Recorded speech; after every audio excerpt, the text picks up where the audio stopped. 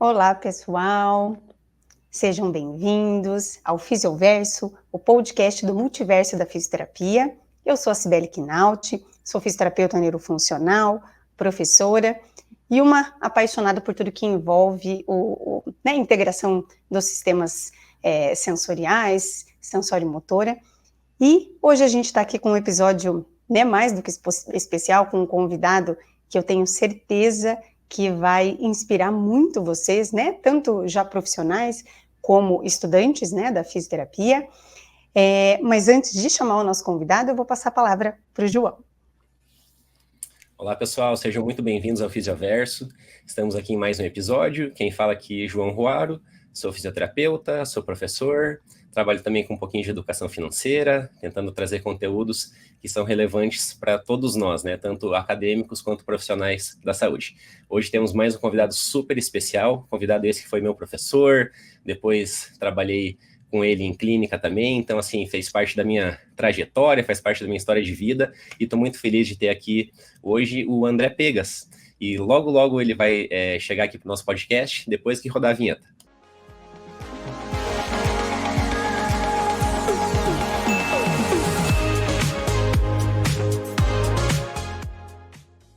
Olá, André, seja muito bem-vindo ao Fisioverso. Como é que você está? Tudo bem? Beleza, João. E aí, quanto tempo, né? João, Cibele, obrigado aí pelo convite, de estar participando aí do podcast Fisioverso. Eu acho que é uma coisa que não tem mais volta, né? Esse tipo de canal de comunicação com os profissionais, com as pessoas, é uma coisa muito bacana. Parabéns pela iniciativa de vocês aí, e tomara que a gente possa ter uma conversa muito legal e inspirar e convencer, desconvencer e mexer com a cabeça do povo que está assistindo aí. Obrigada, viu, André, pelo aceite. A gente está muitíssimo feliz de ter você aqui com a gente, né? Uma pessoa, não nos conhecemos pessoalmente, mas é uma pessoa que, até por sermos do mesmo estado, a gente conhece bastante, né? E eu tenho certeza que a gente vai bater um papo bem legal, é o objetivo aqui do nosso podcast. Então, né, a gente vai falar um pouquinho de coisas pessoais, um pouquinho de coisas profissionais, que não tem como, né? A gente está conversando aqui de fisioterapeuta para fisioterapeuta mesmo, e eu tenho certeza que quem está aqui nos ouvindo vai aprender um pouquinho mais, né? E assim, vai realmente se inspirar em coisas aí para a vida, né? E a gente está bem feliz de tê-lo aqui com a gente. Vamos lá, então. André, conta pra gente um pouquinho da tua trajetória como fisioterapeuta. Quem é o André fisioterapeuta? Onde você se formou? Como que você começou a construir a tua carreira, né? Assim, quais eram os seus objetivos lá no início? Quais caminhos você trilhou e você objetiva chegar onde você está hoje? Você teve desvios nesse caminho? Conta um pouquinho como foi. João, vou começar então antes de eu entrar na faculdade, que o desvio de caminho começou ali, entendeu? Começou Vamos lá. antes. Eu sou das exatas, eu adoro matemática, física, tudo que é número, que é gráfico, é comigo. Então, eu queria ser engenheiro eletrônico. E quando eu terminei o ensino fundamental, né, e fui para o ensino médio, eu fui para uma escola técnica de eletrônica. Então, eu queria fazer escola técnica de eletrônica e depois fazer engenharia eletrônica, como meu irmão fez engenharia eletrônica. E então, eu comecei a estudar, e aí estava no segundo ano do curso de técnica eletrônica, eu sofri um acidente de carro. E aí, enfim, me machuquei bastante e tal, e tive que fazer 6 meses de fisioterapia. E eu nunca tinha ouvido falar que era fisioterapia, nada. E aí, beleza, fui lá fazer fisioterapia, e aí fazendo fisioterapia, fui conhecendo o fisioterapeuta, né? Você imagina, 6 meses indo todo dia, fui conhecendo o fisioterapeuta, e aí um dia eu perguntei para ele, falei, viu, mas o que é esse negócio de fisioterapia aí? Você tem que estudar o que para ser fisioterapeuta? É faculdade, é o quê? Ele falou, não, fisioterapia é uma faculdade. Eu falei, que legal, cara. E o que o fisioterapeuta faz? Ele falou para mim assim, o fisioterapeuta é um engenheiro do corpo. Eu falei, engenheiro do corpo? Peraí, me conta mais sobre esse negócio aí. Ele falou, não, cara, a gente estuda as alavancas, estuda a força para poder movimentar, como se você pegasse um robô com vida e a gente é um engenheiro que programa esse robô. Eu falei, nossa, que legal, engenheiro do corpo, nunca tinha ouvido falar. E eu gostava de fazer exercício físico e tal, fazer academia, era bastante ativo assim, fisicamente, e eu gostei da ideia do engenheiro do corpo. Aí eu falei com a minha mãe, falei, mãe, pai, é o seguinte, eu não quero mais fazer engenharia eletrônica. Eu quero voltar para o ensino médio e eu quero fazer fisioterapia. E aí saí do curso de técnica eletrônica, voltei para o ensino médio de novo, fiz o terceiro colegial de novo, o terceiro ano do ensino médio, e aí falei, cara, agora aonde que a gente estuda fisioterapia, né? Então, naquela época minha, eu tinha uma coisa, meu pai falou para mim que eu tinha que estudar em faculdade pública. Aí eu olhei, aí tinha USP, tinha Unesp e tinha o UEL. Eram as 3 universidades mais bem cotadas no país. Aí eu peguei e prestei vestibular para essas 3 faculdades.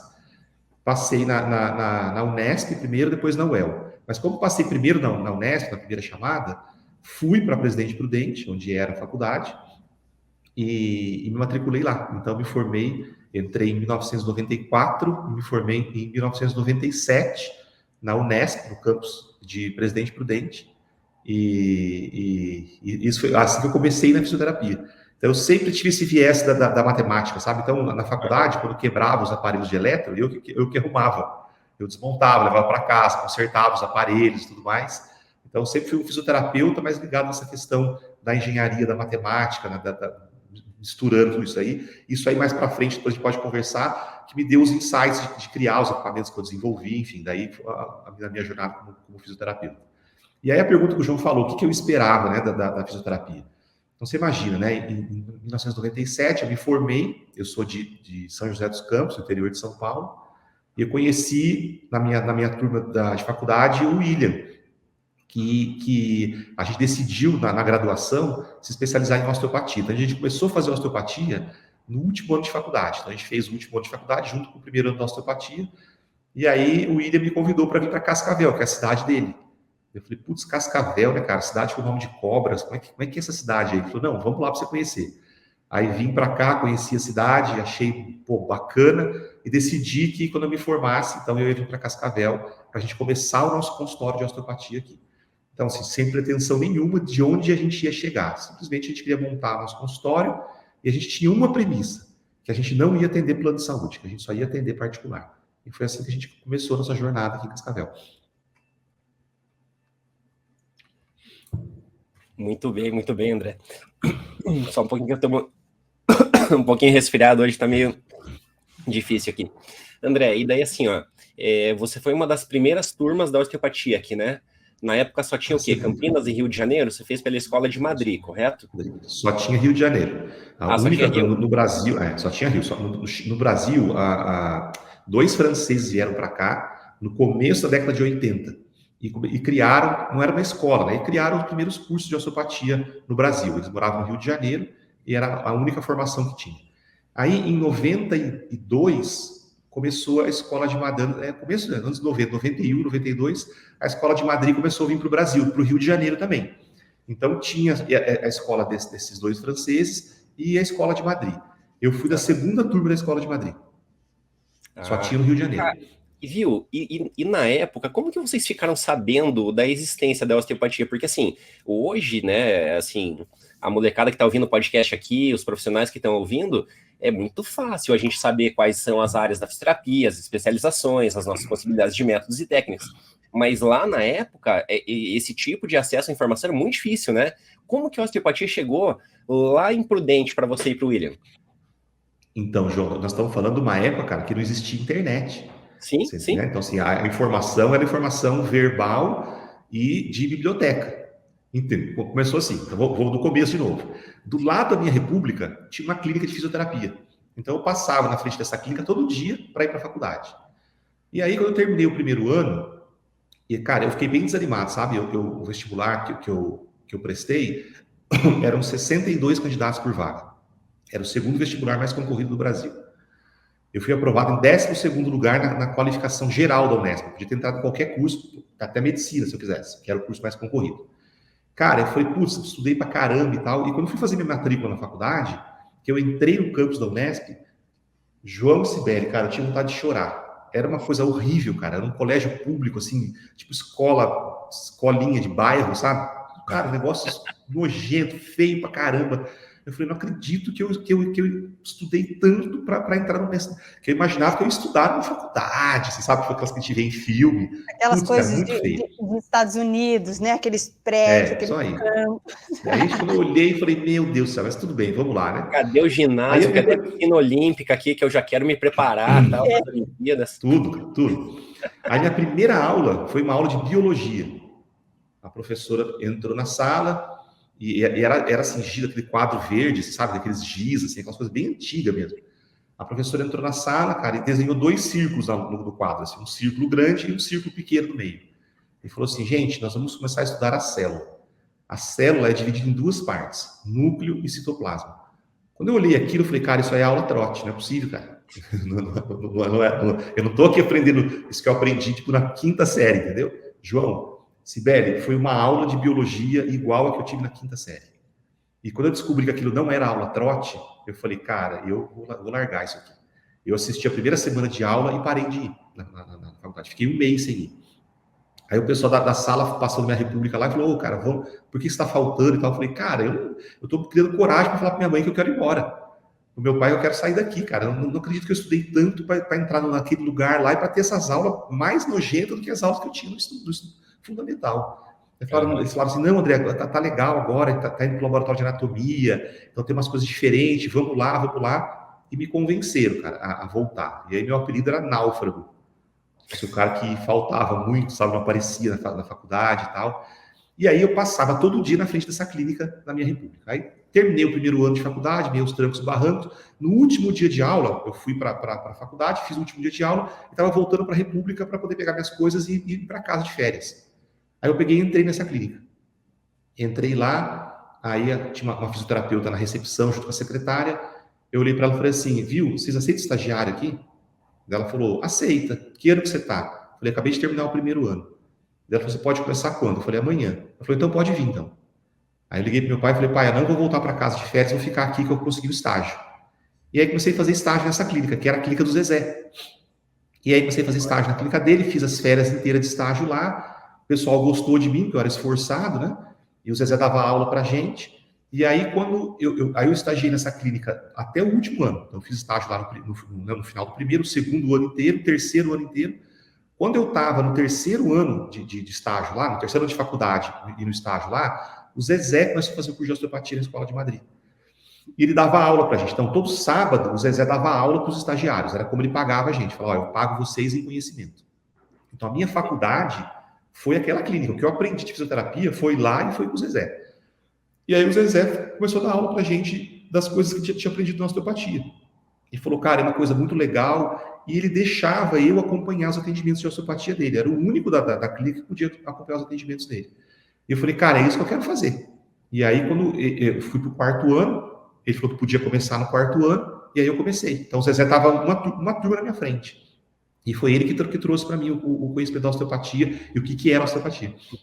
Mas sabia, André, que você falou 2 coisas aqui que eu acho que mesmo, né, sendo uma história lá de trás, né, do início ali da tua formação, ela se encaixa muito bem hoje, que né, você também já deu aula, eu não sei se está dando aula ainda, eu e o João somos professores, o quanto a gente precisa repensar o ensino em fisioterapia, né, porque assim, principalmente os anos iniciais ali, como é desafiador, né, porque a gente realmente entra, né, a gente escolhe o curso de fisioterapia com uma expectativa que, nossa, no primeiro ano a gente toma um banho de água fria, né? A gente até tá, né, João, trabalhamos um monte para a reformulação ali do projeto pedagógico do curso, mas com esse intuito de, meu Deus, a gente precisa fazer diferente. Primeiro que hoje, né, os jovens, eles já têm uma dinâmica infinitamente diferente do que a gente tinha, né? Eu não consigo imaginar os nossos alunos indo para uma biblioteca e pegar um livro lá e ficar sentado estudando. Isso não existe, né, para eles hoje. Mas a gente ainda tem modelos lá de quando a gente se formou, né, e a maioria ainda é assim, né, então acho que a gente, um alerta mesmo para a gente cada vez mais repensar essa forma do ensino e de de buscar, não estamos aqui falando, né, que conhecimentos básicos não são importantes de forma alguma. A gente precisa ter esses conhecimentos básicos, né? Mas é a forma como a gente usa dessa informação básica para a nossa realidade, né? A gente precisa entender por que eu estou estudando lá a célula, né? Eu tenho que fazer esse link, né? E a gente, acho que ainda precisamos dar uma melhorada muito boa, né? Nesse sentido. E a outra coisa que você falou, eu vou entrar num assunto que é um assunto que eu vira e mexe, penso, porque eu faço muita comparação com a nossa época de formação, né? Eu acho que nós aqui, sem expor idades, né? Fomos todos muito prodígios, começamos muito cedo. Sobre o estágio não obrigatório, né, na fisioterapia. Eu, como o André, eu fiz estágio desde o primeiro ano. E fiz em todos os anos, né? Na minha época eram 4 anos, o João fez 4 também, João? O André falou que também fez 4, foram 4. Uhum. Eu fiz estágio voluntário, né, que a gente chamava até, os 4 anos da minha formação. E como o André, foi onde eu me descobri na fisioterapia. E hoje, né, por questões de regulamentação, isso não que seja proibido, né, existe a possibilidade, mas é muito mais difícil, né, e alunos como nós ali, já começando bem do comecinho, né, primeiro e segundo ano, hoje não pode mais.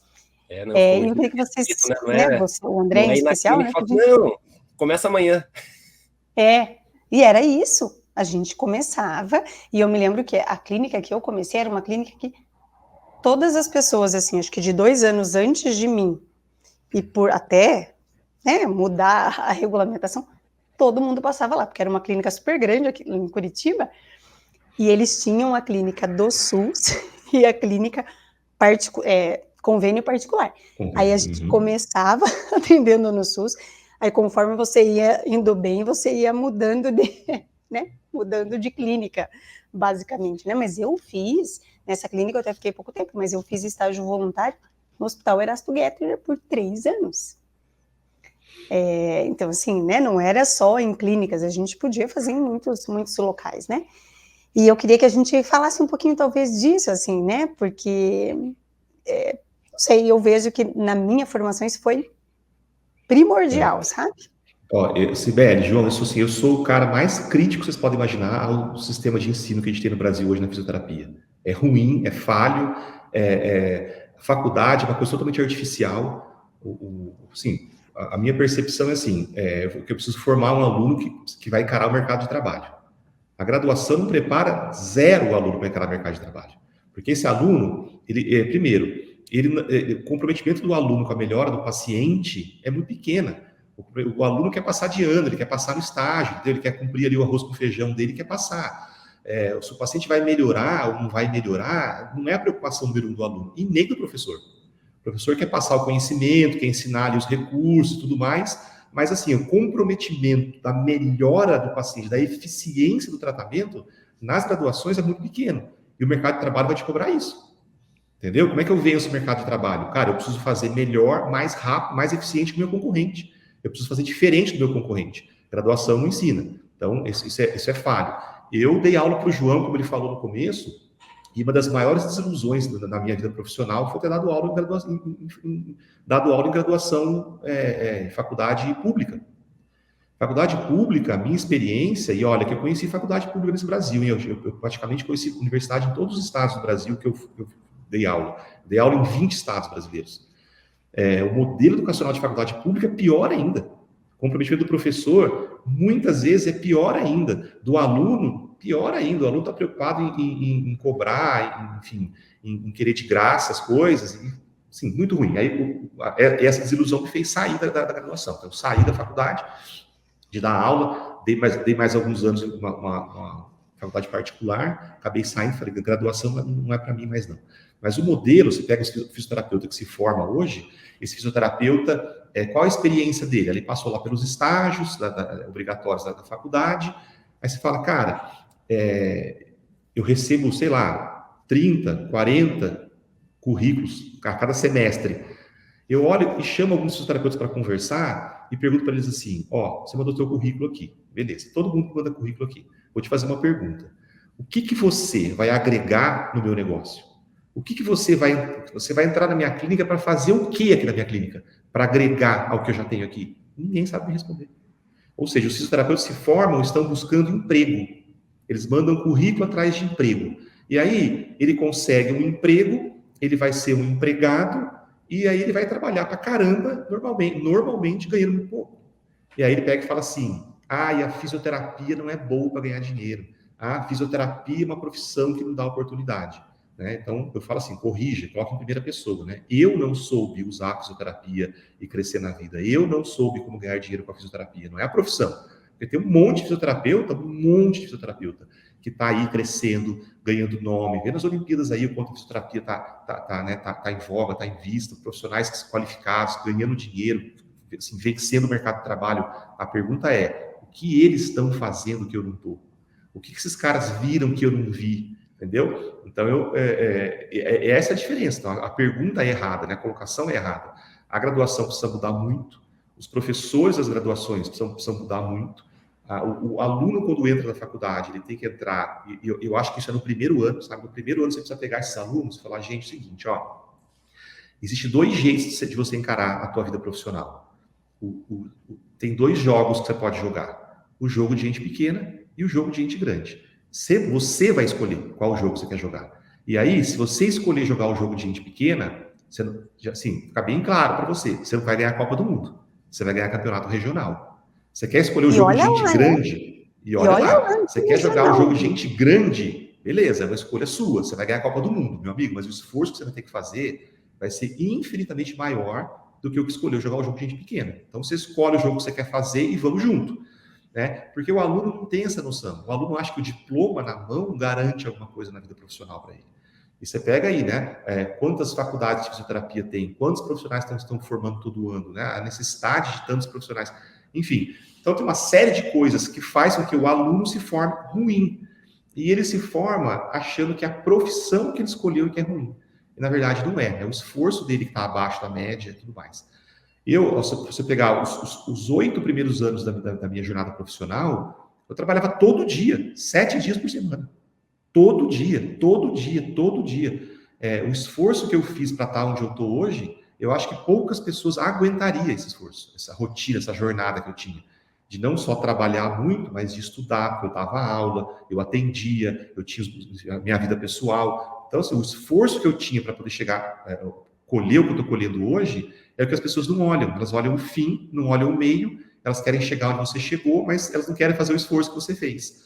E muitas vezes, porque lá na faculdade, ninguém falou para ela que precisava fazer esforço para poder vencer. Porque a gente tem aquela visão assim, eu sou fisioterapeuta, o doutor fulano de tal. Cara, você não é nada. Quando você se forma, você é mais um.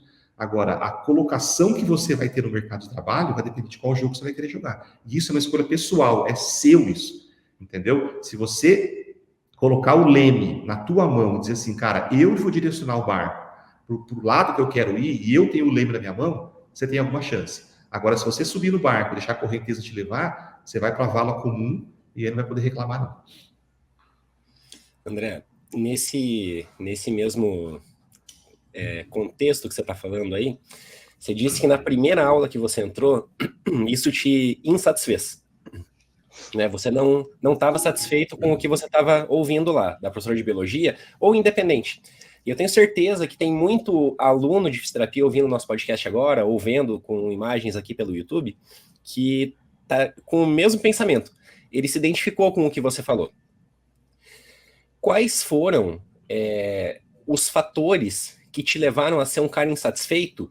E como você mesmo disse, talvez fazer coisas diferentes das outras pessoas, buscar outros caminhos, assim, o que eu gostaria que você falasse, assim, tem muita gente, assim, você já disse, talvez as pessoas querem chegar onde as pessoas bem-sucedidas estão, mas elas não querem percorrer o caminho espinhoso, cheio de pedras que essas pessoas percorreram. Porque assim, ver aonde a pessoa de sucesso está hoje, como você disse, tem muito fisioterapeuta voando Brasil afora. E eu fico super orgulhoso disso, de ver que a nossa profissão, ela é resolutiva, ela é eficiente, ela traz muito resultado para muito paciente, e não tem coisa melhor do que você ouvir de um paciente o quanto ele é agradecido pela nossa profissão, né? Então, assim, ó, quais são os principais fatores, se é que a gente, não estou pedindo para você fazer uma lista, né? Até porque não existe essa lista, né?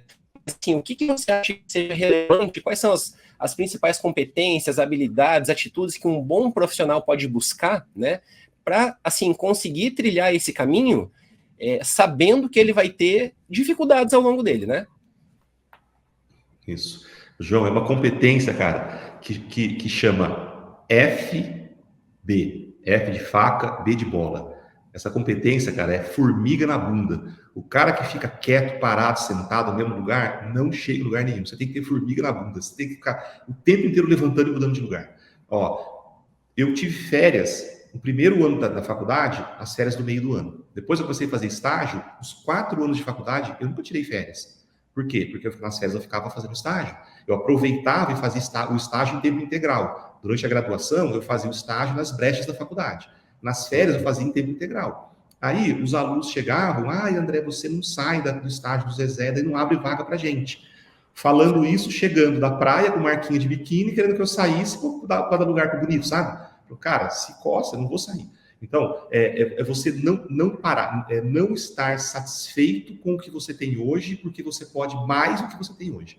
Até o dia que você chegar num ponto que você possa falar assim, ó, eu estou satisfeito com o que eu tenho hoje. Tá? Então, a gente não está falando de ganância, a gente está falando de se eu posso chegar lá em cima, eu não vou estar satisfeito de parar no meio. Eu quero chegar lá em cima. Né? Então, muita gente, cara, muitos amigos meus me perguntaram, André, por que você continua fazendo tudo isso? Já não está bom tudo que você tem? Então, não é sobre isso, entendeu? A conversa não é sobre isso. A conversa é sobre, cara, se eu posso mais, por que eu vou parar aqui? Entendeu? Então, isso é muito pessoal. Né? Às vezes para uma pessoa arrumar um emprego para ganhar R$2.000 por mês, tá bom. E tá tudo bem. Né? Se tá bom para ela desse jeito, o que eu entendo? Não reclame. Você parou aí porque você quis. Aí aquela pessoa que, saiu dos 2, foi para os 5, foi para os 10, fala, cara, nos 10 para mim tá bom. Estou falando de ganho financeiro só para exemplificar, né? Mas não se trata só do ganho financeiro. Mas, cara, você vê hoje, né? Só para vocês terem uma ideia, nós temos hoje quase 400 fisioterapeutas contratados na nossa rede. Então, se eu tivesse parado lá atrás, olha quantas pessoas hoje eu consigo ajudar que eu não estaria ajudando se eu tivesse parado lá atrás. Né? Então, assim, se trata de, na minha cabeça, se trata assim, se eu posso mais, eu não vou parar aqui. Uhum. Se eu posso mais, eu não vou parar aqui, porque eu entendo que quanto mais cada um de nós crescermos na nossa profissão, a gente ajuda a profissão, a gente ajuda os profissionais e a gente ajuda os pacientes. Eu, André, sozinho com as minhas mãos, eu consigo atender aproximadamente, vamos colocar lá, 200 pacientes num ano, 150 pacientes no ano, eu consigo ajudar com as minhas mãos. A minha rede, ela ajuda, a gente está batendo agora 2,5 milhões de atendimentos. Eu só consigo fazer isso porque eu multipliquei os meus braços por muitos outros braços, através de uma coisa que a gente criou, e a nossa ajuda foi numa escala gigantesca. A gente consegue hoje, a gente tem uma força tão grande que a gente está conseguindo movimentar a curva da saúde no Brasil. Nós já economizamos em cirurgia de coluna mais de R$2 bilhões. Então, assim, tudo isso só é possível porque a gente não parou lá atrás. Né? Então, assim, João, qual é a competência? Cara, a competência é você ter formiga na bunda, levantar, cara, e sentar mais para frente. Aí a formiga vai chegar lá na frente, você morde, ela vai morder tua bunda, você vai levantar e vai na cadeira da frente, vai se movimentando. Se você é aquele cara acomodado, esteja satisfeito com o resultado que você vai ter. E vai ser pequeno, vai ser baixo. Mas eu acho... Pode falar. Desculpa, não. Eu acho que além de tudo, né, André, a gente sempre ter objetivos, né? Porque assim, ok, eu alcancei o meu objetivo. Mas e agora? Eu tenho que ter outro, né? A gente não pode parar, você não pode achar que esse degrauzinho, né, a cadeira da frente é o final da linha. É o fim, exatamente. Né? Acho que isso é muito, muito importante. Acho que isso se trata até de saúde mental, né? Assim, você ter o que buscar, né? E aí que eu vejo que é a grande importância do professor. Porque o professor é esse cara que vai mostrar para o aluno aonde que ele pode chegar. Fala assim, cara, você pode chegar lá, não para aqui. Né? Então, seja o professor da graduação, seja o professor da pós-graduação, seja, enfim, aquela pessoa que vai acompanhar aquele aluno, que vai ensinar aquele aluno, o professor, mais do que passar o conhecimento, ele precisa passar para o aluno onde aquele conhecimento pode colocar aquela pessoa. Eu lembro quando eu dava aula em pós-graduação lá do Censo, eu via assim, eu dava aula para um grupo de 40 pessoas. Aquelas pessoas aprendiam o conteúdo da pós-graduação, mas quando finalizavam a pós-graduação, eles continuavam no mesmo lugar.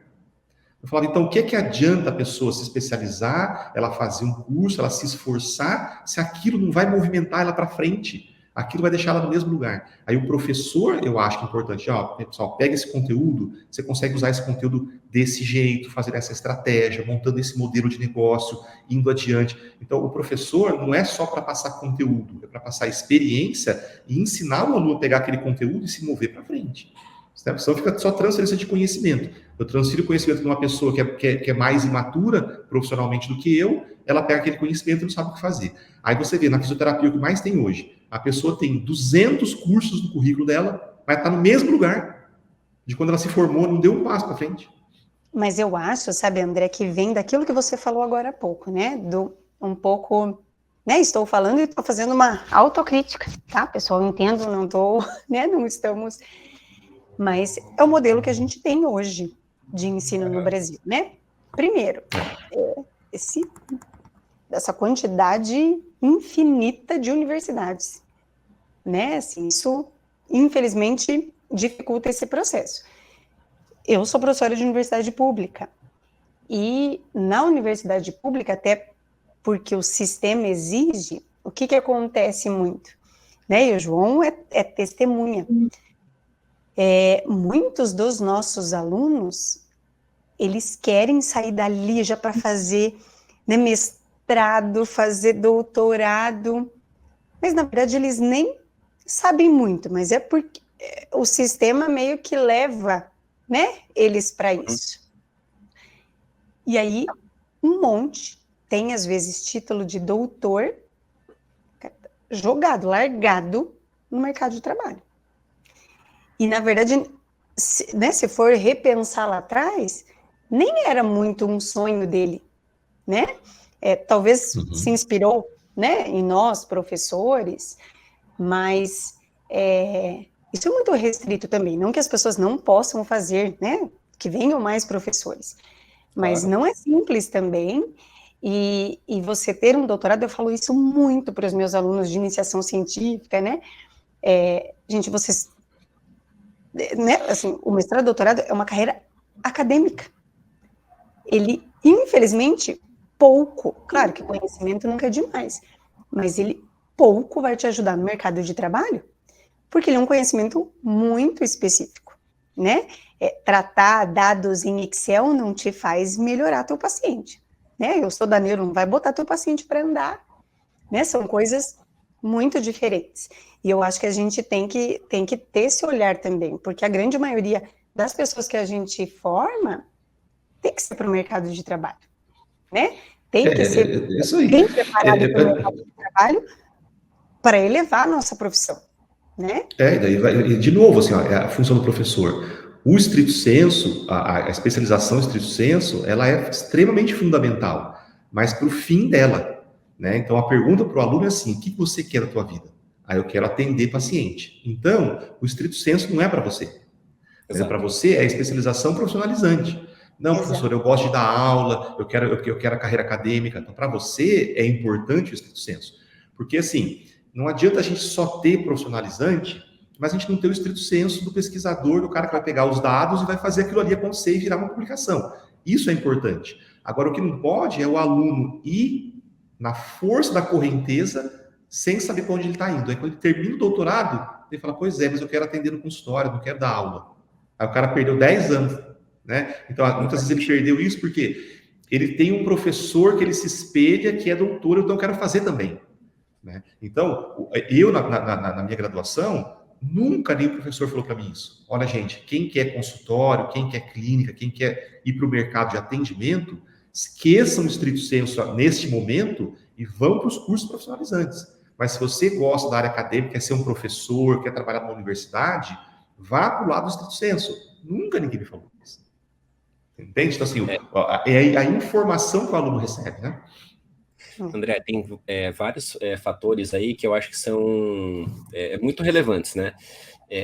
Você falou que você recebe currículos ali, mas aí, obviamente, você está tendo uma visão muito mais de negócio, uma visão muito mais empresarial, e que é a visão correta, porque assim, ó, hoje, quem tem um consultório, quem tem uma clínica, tem uma empresa.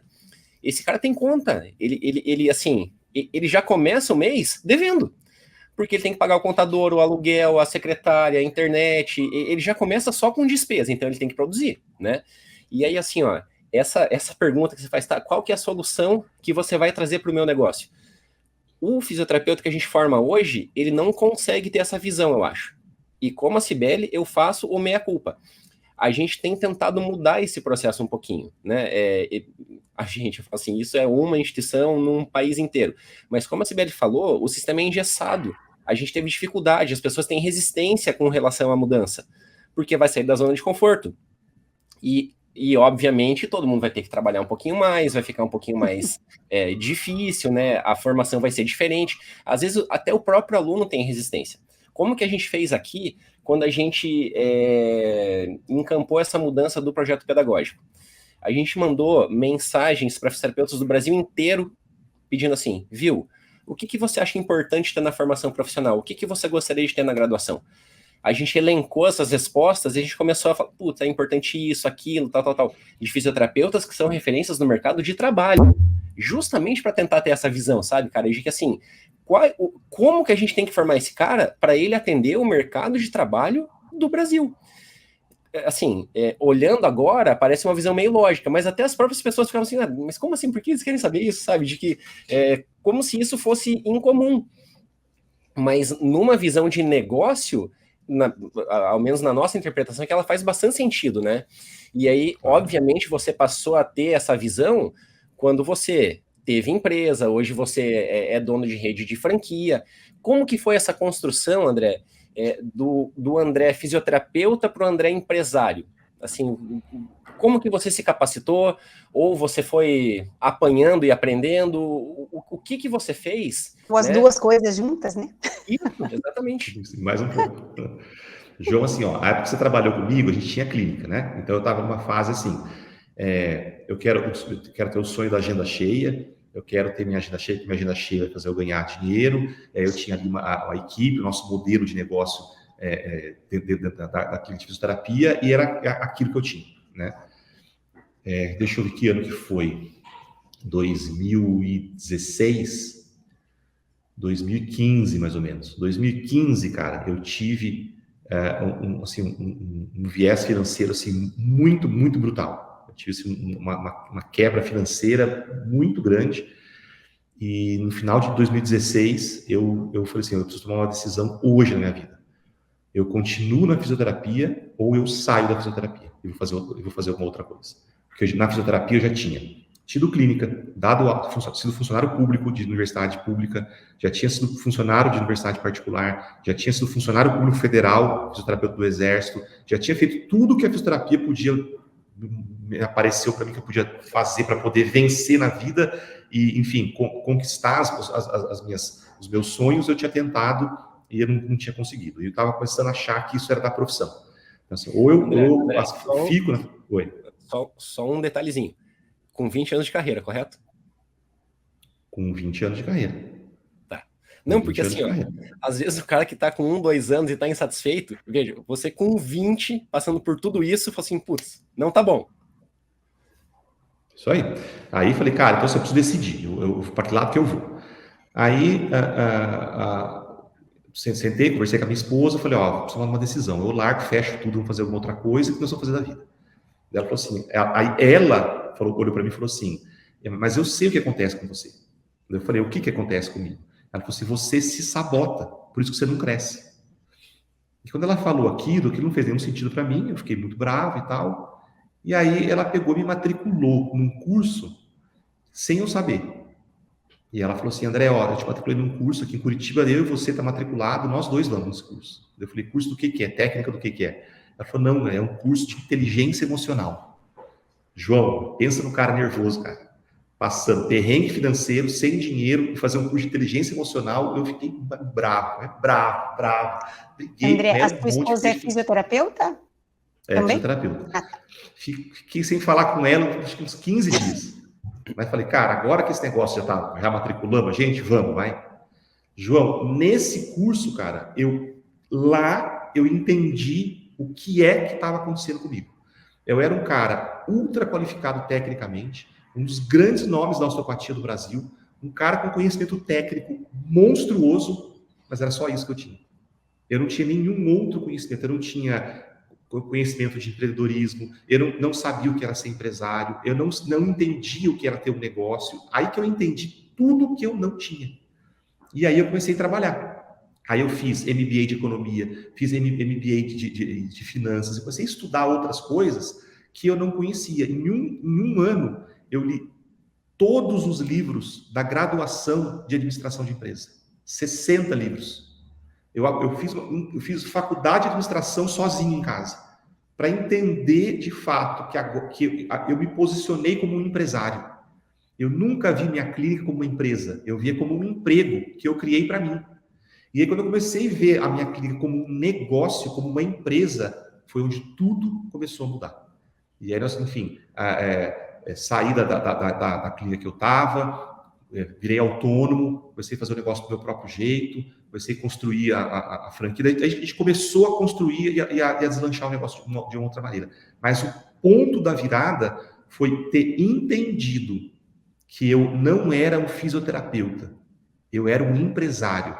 Eu não me enxergava como tal e eu não fazia nada que um empresário faz. Eu só fazia o que o fisioterapeuta faz, que é se qualificar tecnicamente e atender paciente igual um louco da melhor maneira possível.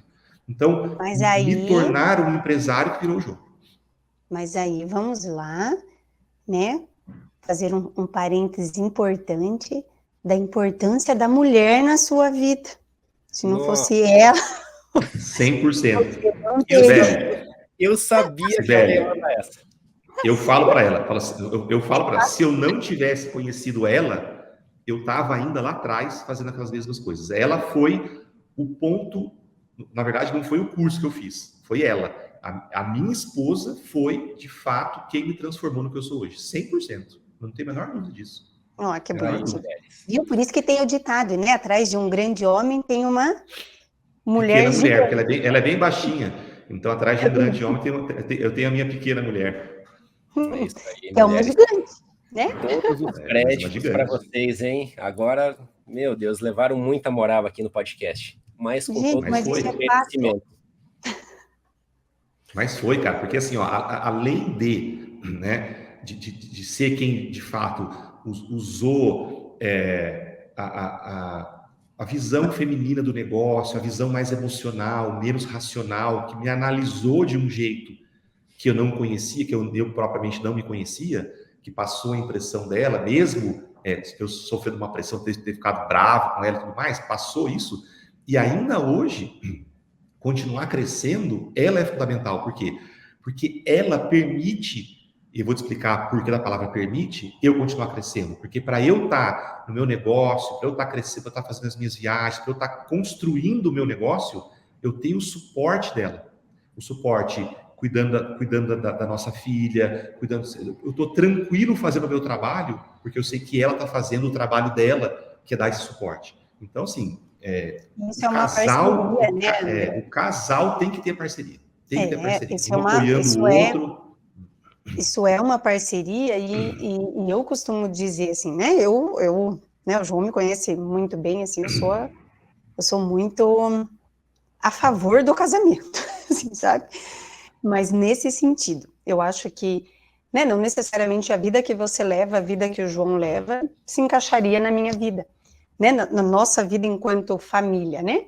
Claro. Mas eu acho que funciona quando a gente tem né, essa parceria, esse compartilhamento, quando o combinado de casa dá certo, né? Eu viajo pra caramba, hoje eu tô tentando dar uma diminuída, mas eu, na época que os meus filhos eram muito pequenininhos, né, foi a época que eu era presidente da Brafim, então assim, eu viajava toda semana E eu tive esse suporte naquele momento, porque assim, né, quando eu tomei a decisão de aceitar, né, de me candidatar lá para a Abrafim, ele me apoiou, né, então ele sabia que seriam 3 anos ali puxados, mas a gente teve essa parceria, ele aguentou firme, né, cuidando de 3 crianças pequenininhas. Imagina, quando a Rafa nasceu, eu já estava como, acho que vice-presidente da Abrafim, o meu filho mais velho, eu tenho 3, né, o meu mais velho tinha 3 anos e meio, então assim, né, ele estava em casa com 3 bebês, né, e isso funcionou. Então, né, hoje ele viaja muito, e a gente tem essa dinâmica, mas um suporta o outro, né, um dá o apoio para o outro. Eu acho que isso faz, né, tem muito mais chance de dar certo, né. Sem dúvida. Claro, é por isso que, assim, ó, você que está ouvindo, assistindo aqui, pense bem quando for escolher o seu cônjuge, né? Assim, tem que ser isso faz, né? Exatamente, não, mas assim, vai ser a pessoa assim, que você vai passar provavelmente mais tempo na vida e que vai te ajudar a tomar decisões, né? Que, assim, vai te ajudar a crescer ou vai te ajudar a afundar. Então, assim, a gente tem que ter muita noção disso, porque, assim, o cônjuge é uma pessoa super importante na nossa vida. É um sócio, né, João? Um sócio. Mari, deixa eu aproveitar e fazer minha moral em casa aqui. Isso aí. O seu cônjuge é seu sócio. Você fica, metade da vida você fica com ela, metade da vida você fica com o sócio da empresa. Você tem um sócio da empresa que é ruim, a empresa não vai bem. Você tem um cônjuge que não que seja ruim, mas que as ideias não batem, que não compactuam dos mesmos objetivos, que às vezes problemas em casa.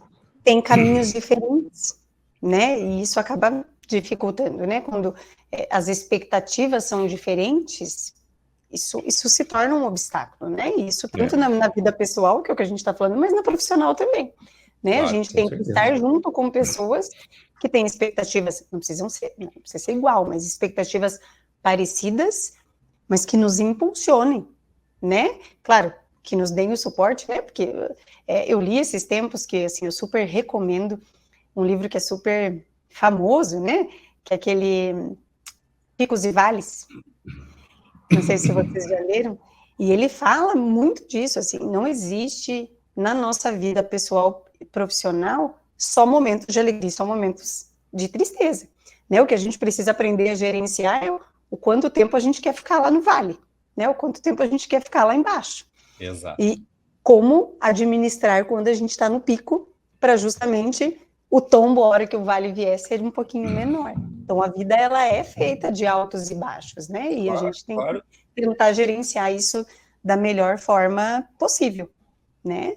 Porque, né, surpresas positivas e negativas a gente vai ter sempre. O André mesmo falou, depois de 20 anos, né, de formado, teve uma queda super grande, né, profissional, financeira, que fez ele, agora eu tenho que tomar uma decisão definitiva. Ele podia ter ficado ali chorando, se lamentando, né, e achando culpados, né? Muitas decisões. Isso aí. André, então... Sempre tem um culpado, né, João? Sempre tem um culpado, e é sempre o mesmo, né? É sempre você mesmo, cara. Exatamente. Mas é que é muito difícil para as pessoas, né? Todo mundo aceitarem isso, de que elas são as principais responsáveis por tudo na vida delas.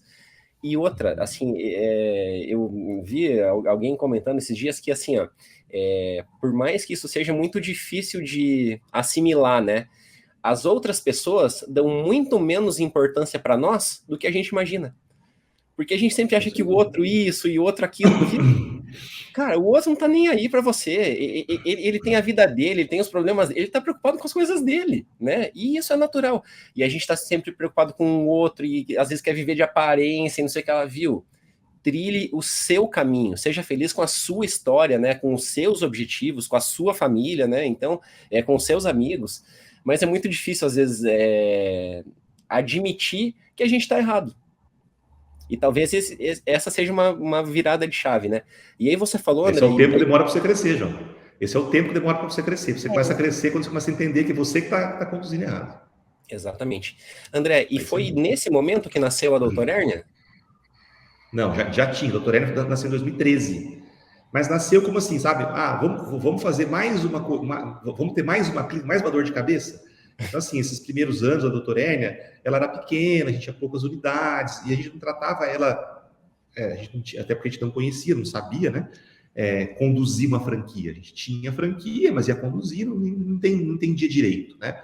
Aí, com essa maturidade minha do ponto de vista de administração, do meu sócio do ponto de vista de administração, que a gente profissionalizou a doutora Hernia. A doutora Hernia cresceu na pandemia, né? 2019 que ela começa a crescer, e a gente entrou na pandemia a gente estava acho que com 20 unidades, próximo de 20 unidades, e a gente saiu da pandemia próximo de 80 unidades. Então, ela teve um crescimento grande na própria pandemia. André, só para eu acompanhar aqui, que eu conheço menos, né, a história. A doutora Hernia, quando vocês fundaram, né, criaram, vocês já criaram com o intuito de ser uma franquia, é isso? Sim, a gente criou a franquia doutora Hernia em 2013, né? Começamos com 4 unidades, né? Uma nossa, de mais 3 amigos. Nasceu com esse propósito. Mas o crescimento dela mesmo veio na pandemia. Veio com a maturidade dos sócios, né? Maturidade empresarial e administrativa. Na pandemia que ela tomou corpo mesmo e cresceu bastante, né? E hoje nós estamos com no Brasil 200 unidades. Nós estamos com 200 unidades no Brasil.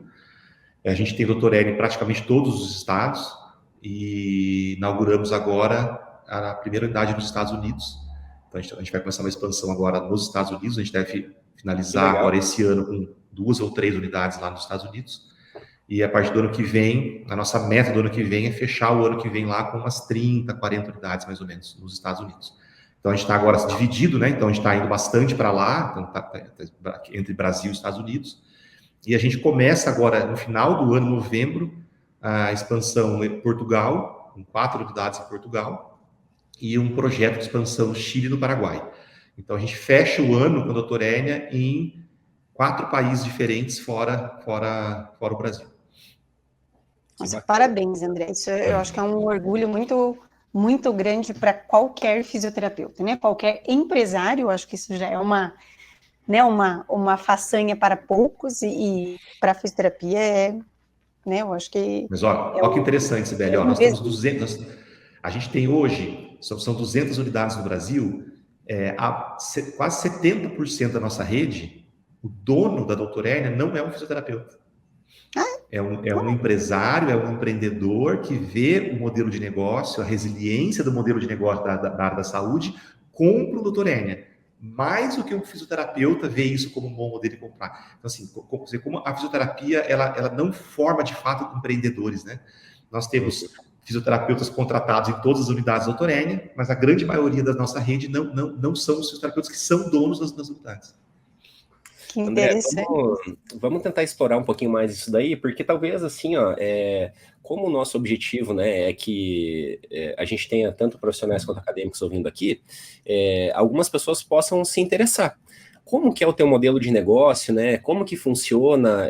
Fala um pouquinho mais sobre esses números aí. Você falou que vocês estão em 20 estados, é isso?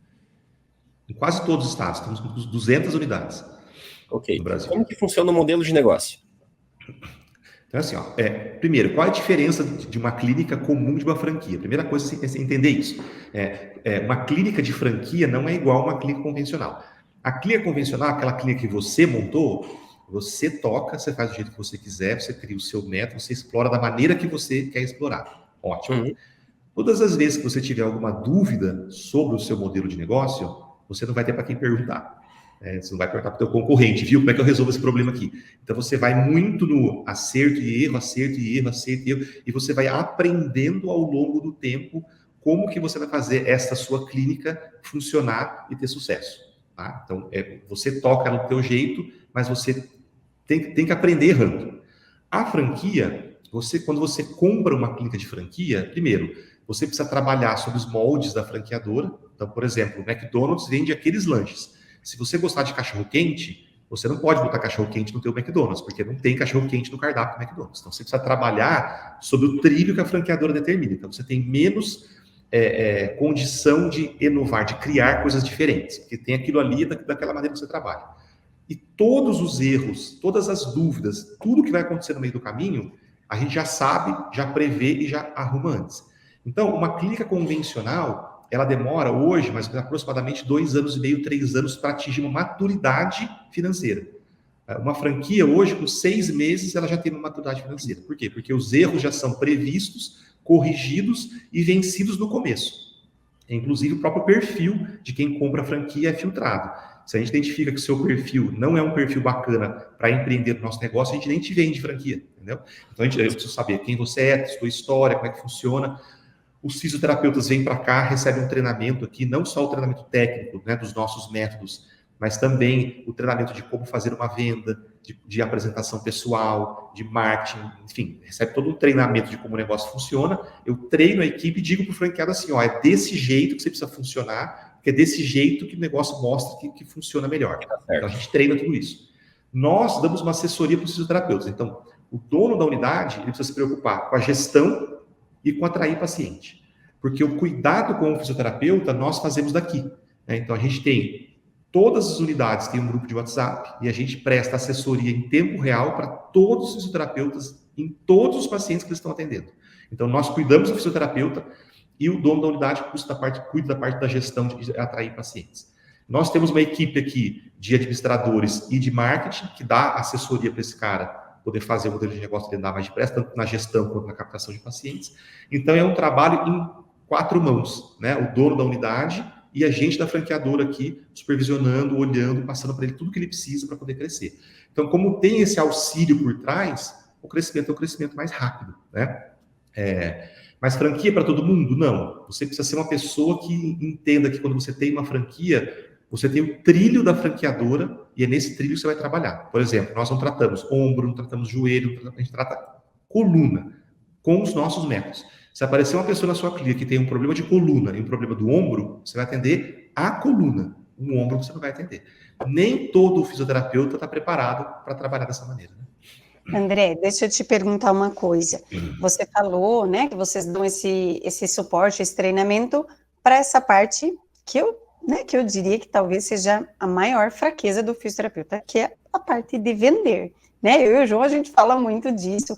A gente tem uma dificuldade de vender o nosso serviço como se a gente estivesse cometendo um crime, né? E eu acho que isso passa pela cabeça da grande maioria dos fisioterapeutas. Eu brinco, né? Eu sou especialista em neurofuncional do adulto e do idoso, mas atendo muita criança, até por conta do nosso serviço, né? E a gente sempre brincou, né, na neuropediatria, que a gente era praticamente...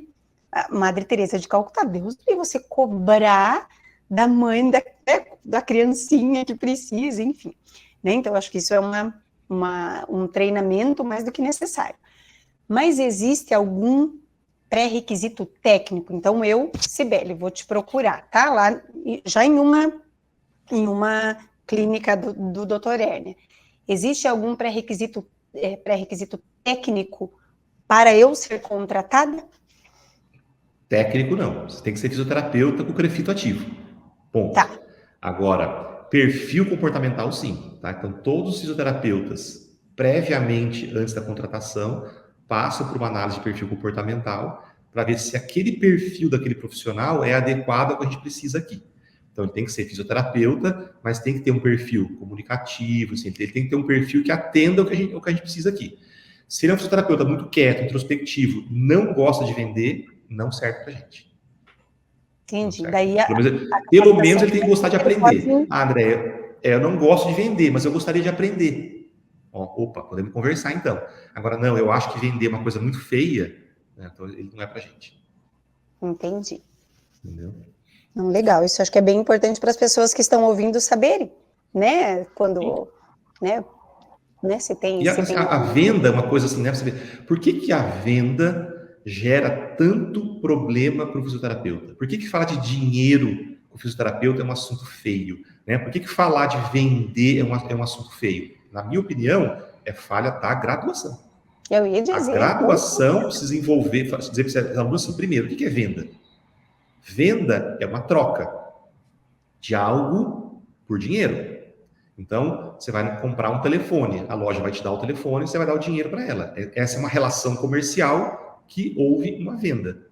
Na fisioterapia, você está vendendo um serviço. Você vai prestar um serviço para aquela pessoa e ela vai dar o dinheiro dela para você. Pronto. Essa é uma relação comercial de venda. Mesmo que seja intermediada pelo plano de saúde, ou seja, você vai estar recebendo dinheiro para poder fazer o teu serviço com aquele paciente. Então, a primeira coisa é entender assim, a relação de venda, ela existe em todas as clínicas de fisioterapia, com exceção se você tem uma instituição filantrópica sem fins lucrativos, que não é o caso, né? Você tem uma clínica, você trabalha, você vive disso, existe a relação comercial de venda em tudo que você faz. Então, o aluno tem que entender isso. Beleza, entendi isso. Agora, vamos lá. Qual fisioterapeuta se dá bem? Qual fisioterapeuta se dá melhor no mercado? O fisioterapeuta que é bom tecnicamente ou o que vende melhor? Eu digo para você, sem erro, o que vende melhor. Porque se ser bom fosse nota de corte, se ser bom fosse o determinante de manter você no mercado de trabalho ou tirar você do mercado de trabalho, no mercado de trabalho nós teríamos somente bons fisioterapeutas, porque os ruins já caíram fora. E na prática, a gente vê ao contrário. A maioria dos fisioterapeutas do mercado são ruins, mas estão no mercado. Por que estão no mercado? Porque sabem vender. Né? Saber vender não é mentir. Saber vender é você saber enaltecer o que você sabe. O fisioterapeuta que sabe muito, mas não sabe enaltecer o que ele sabe, para o paciente ele é pior do que aquele fisioterapeuta que sabe pouco, mas sabe enaltecer o pouco que ele sabe. Né? Porque quando o paciente compra o tratamento, quando ele vai na sua clínica, ele decide, ele opta pelo seu tratamento, é porque na conversa inicial, na consulta fisioterapêutica, que é um ato que poucos fisioterapeutas fazem, na consulta fisioterapêutica, você estabeleceu o seu diagnóstico cinesiológico funcional, estabeleceu o seu prognóstico, é como você faz o paciente entender os benefícios que você vai propor para ele. E os fisioterapeutas estão muito preocupados em tratar a dor. Tratar a dor na primeira sessão, reduzir a dor no primeiro atendimento, pensando que os pacientes estão interessados em comprar o alívio da dor. Se eles estivessem interessados em comprar o alívio da dor, eles vão na farmácia e compram um analgésico e é muito mais barato, dá menos trabalho do que fazer fisioterapia. E ele vai ter a dor dele sob controle. Na verdade, o que o paciente está comprando é fazer de novo aquilo que a dor limita ele de fazer. Então, eu gosto de jogar bola, mas eu estou com uma dor nas minhas costas, por isso eu não estou jogando bola. Então, quando você mostra para o paciente que eu vou trazer de volta para você o futebol, para ele, isso é muito melhor do que você falar assim, não, eu vou tirar a tua dor. Tirar a dor, ele compra um remédio na farmácia, ele controla a dor dele. Então, saber o que a pessoa quer, para oferecer para essa pessoa aquilo que ela quer, usando uma linguagem verbal e não verbal, de autoridade e persuasão, faz você ser um bom vendedor, e aí preço já não está mais no jogo. Né? Ser um bom vendedor é você transcendeu a questão de preço, você foi para a questão de valor, e quando você entra no mundo do valor, o número financeiro não tem mais importância. Por exemplo, se eu pergunto para todos vocês que estão assistindo quanto vale a tua saúde, você vai dizer assim, não tem preço, porque eu não consigo colocar número na minha saúde, porque minha saúde é valor, não é preço. Quando eu vou vender para o meu paciente um tratamento e ele acha caro, quer dizer que eu não consegui estabelecer valor, eu só consegui estabelecer preço. E aí preço é comparação, entendeu? Essa caneta Bic, ela custa mais barato naquela banca, então eu vou naquela banca. Porque o meu diálogo de venda, ele ficou no campo do preço, ficou no campo do córtex, ficou no campo da razão, é preço. Quando o meu discurso tira ele do campo da razão, leva ele para o campo límbico da emoção, no campo límbico não tem preço, lá tem valor. Então eu preciso conduzir o meu diálogo para a área límbica e lá na área límbica eu fazer a minha venda, e não na área cortical. Então eu tive que fazer uma formação super extensa de PNL para entender como é que a comunicação funciona, para criar uma metodologia de venda e estabelecer como eu converso com o meu paciente para que ele entenda que o meu tratamento, mesmo sendo monetariamente mais caro que o meu concorrente, ele opte por mim, porque o meu valor é muito maior que o meu concorrente. Físios, ou você aprende isso, ou você vai ficar brigando por preço. Perfeito. E isso, né, André, você bem falou. E isso a gente consegue colocar na prática na consulta. E é muito frequente a gente ouvir colegas falando, vim aqui na minha clínica que eu, né, não tem essa, você já começa a ser atendido no primeiro dia, né? Eles usam isso como se fosse uma vantagem, né? E eu tenho uma frase que eu falo muito, assim, gente, é impossível a gente ter um resultado satisfatório num tempo ideal se eu não conheço o meu paciente, se eu não conheço a necessidade dele, né, o que ele realmente quer. Eu sou da neuro, eu falo, gente, não tem mãe ou meu paciente, né, chega para mim, vim aqui porque eu estou espástico. Não, filho. Ele me procura porque ele não está andando, ele não está mais conseguindo correr, né, ele não consegue mais tomar banho sozinho. Ele não nos procura porque talvez a dor seja, né, uma queixa muito recorrente, mas mesmo com a dor, não é a dor em si o problema. O problema é ele não estar mais jogando bola, ele não conseguir, né, mais realizar alguma atividade ou laboral, né, alguma coisa no trabalho, não está desempenhando mais como ele, né, gostaria, ou alguma prática de lazer. É por isso que ele vem. E a gente não consegue olhando, né, eu não consigo olhar para o André e deduzir, o André gosta de Fórmula 1, porque li que o André gosta de Fórmula 1. Mas eu não tenho como saber se o André não me contar, né? Se eu não conhecer o André. E eu acho que a gente tem que entender que isso a gente conquista, claro, que a gente vai conhecendo um pouquinho a cada dia, mas essas informações maiores, quando eu tenho uma formação adequada, eu já consigo pegar na minha consulta, né? Isso vai reduzir o meu tempo ali de quebrar a cabeça e de conseguir resolver o problema do paciente. Então, acho que isso a gente precisa se apoderar muito mais, né? Você pega, ó, que interessante, Sibeli. Nos Estados Unidos, a gente foi para lá agora para contratar fisioterapeuta. Nos Estados Unidos, quando o fisioterapeuta se forma, ele precisa fazer 2 provas, tá? Ele precisa fazer um exame uma prova de proficiência, como se fosse a OAB para o advogado, né? Que faz uma prova de conhecimento, e uma prova de legislação. Ele precisa conhecer a legislação do estado que ele vai trabalhar, precisa ter o aval do estado, você conhece as leis, então você pode atuar. Aí na fisioterapia, o que você vê? Vou exemplificar aqui. Eu tenho um estúdio de Pilates, você vai no meu estúdio de Pilates fazer uma aula experimental, para ver se você gosta.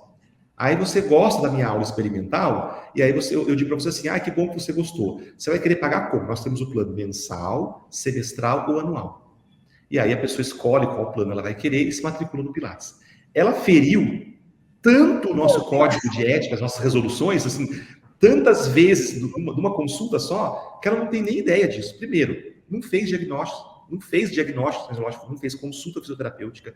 Aula experimental a gente não pode fazer. Ela botou nas costas do paciente o prognóstico. Você vai querer fazer um plano semestral, mensal ou anual. Quer dizer, é o paciente que escolhe quanto tempo de tratamento ele vai ter que fazer. Tudo errado. Aí não sabe porque não consegue pagar mais de R$200 de mensalidade. O fisioterapeuta não dá aula de Pilates, né? É tanto um erro em cima do outro. Não conhece legislação, não conhece as resoluções, não está a par das conquistas do fisioterapeuta. Assim, é um caos. Falha na graduação. Sem dúvida. Assim, nossa, depois dessa aula que foi dada sobre esse pitch de vendas que o André fez, você que está assistindo a gente agora, printa essa tela, pessoal. Posta lá no seu Instagram, marca o meu, marca o da Cibele, marca o do André, a gente vai repostar nas nossas redes também, interage, manda pergunta, pode mandar aqui tanto no YouTube, no Instagram, no TikTok, onde você tiver, pode mandar que a gente vai interagir. André, eu quero aproveitar... Pode mandar no meu Instagram também, pessoal, se alguém tiver alguma dúvida, pode mandar no meu Instagram que eu pessoalmente respondo todas as dúvidas do Instagram com áudio, pra você saber que fui eu mesmo que respondi. Show de bola. André, você falou sobre o dinheiro, né? A grana. Eu quando iniciei nessa educação financeira, foi porque eu comecei a conversar com os alunos aqui, e eu sempre pego aluno em estágio, tá? Eu tô na supervisão de aluno de 5º ano. E assim, realmente eu percebi que é uma dificuldade absurda que eles têm de não ter noção relacionada a finanças, né? Então, quando você falou que assim, o fisioterapeuta não sabe vender, o fisioterapeuta... Eu não sei se é um problema só do fisioterapeuta, porque eu acho que esse é um problema cultural do brasileiro, talvez, de assim, de que falar de grana, de dinheiro é uma coisa normal. O dinheiro ele é necessário para quase todas as coisas que cercam o nosso dia a dia, para a gente morar, para a gente comer, para a gente viajar, para a gente... Cuidar da saúde. cuidar de tudo, né? E parece que isso é um tabu. Enquanto que, assim, ó, se você vê outras realidades, acho que a gente sempre compara com a dos Estados Unidos, porque, assim, fica fácil de comparar e todo mundo já ouviu falar, pelo menos um pouco ali. Lá, o cara atingiu $1 milhão para ele.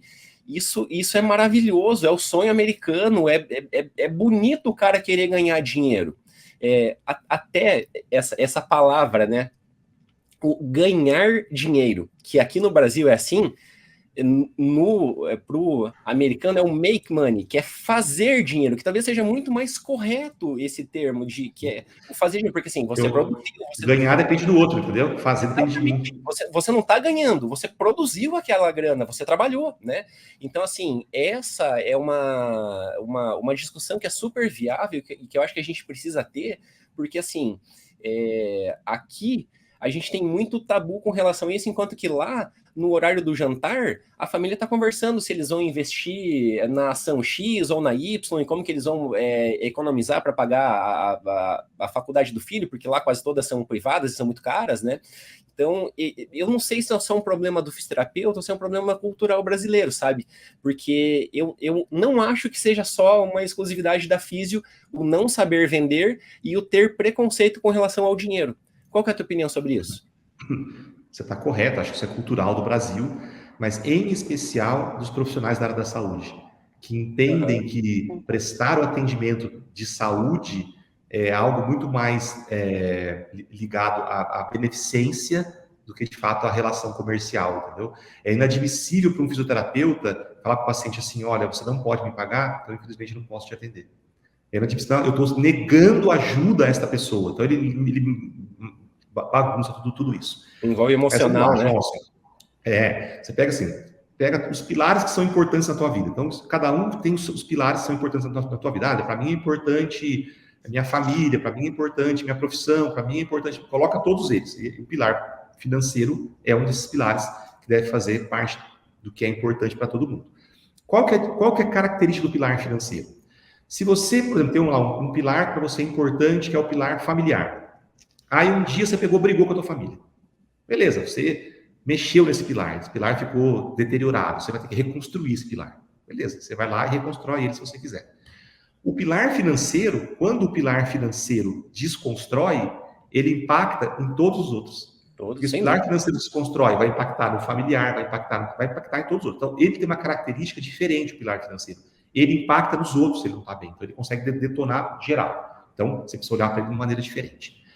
Para você ser um bom fisioterapeuta, na minha opinião, você tem alguns pré-requisitos. Que, primeiro, você precisa estudar fisioterapia, você precisa falar de fisioterapia, você precisa conhecer bons fisioterapeutas, você tem que estar próximo desses bons fisioterapeutas, você precisa conversar com esses caras, você precisa estudar fisioterapia. Ao longo dos anos, você precisa ouvir o Fisioverso. Exatamente.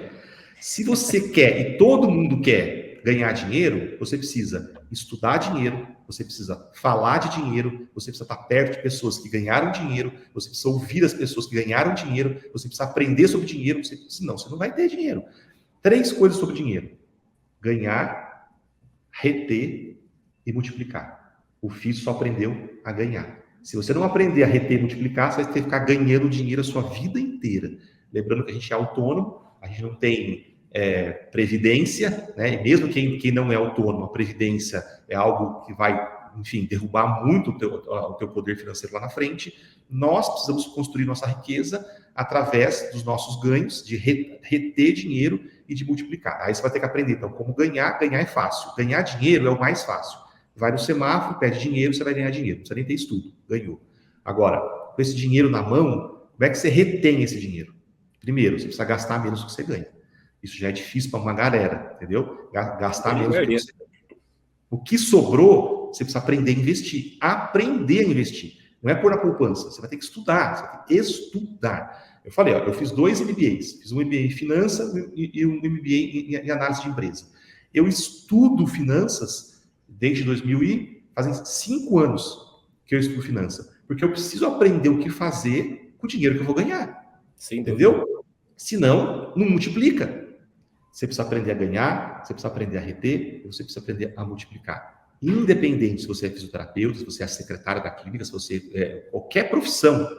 O brasileiro, ele quer ganhar dinheiro, por isso que joga tanto na loteria, entendeu? Você precisa aprender a fazer dinheiro. Você precisa aprender a fazer dinheiro. Fez dinheiro, como é que eu vou reter? E depois, como é que eu vou fazer esse dinheiro multiplicar e trabalhar para mim? No começo, você vai trabalhar muito mais do que o seu dinheiro.